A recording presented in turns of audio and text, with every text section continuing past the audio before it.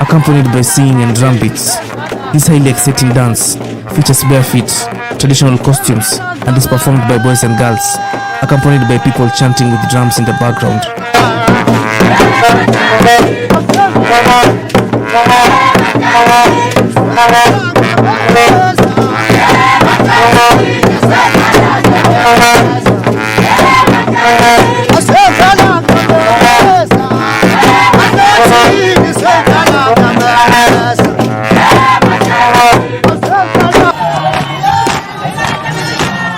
The girls are sometimes bare-chested and wear woolen skirts.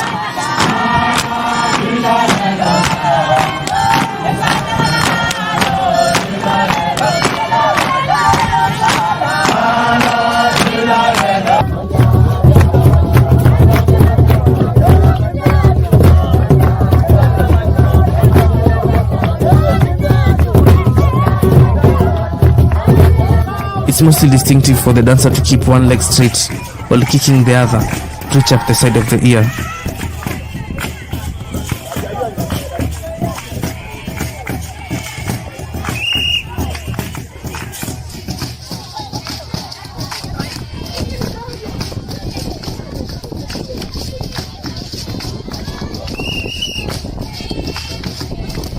The Zulu tribe used this dance to tell the journey of their clan, bringing generational gaps to form a storytelling. Both males and females wear limited clothing, which consists mainly of cowhide and bare chests. Everything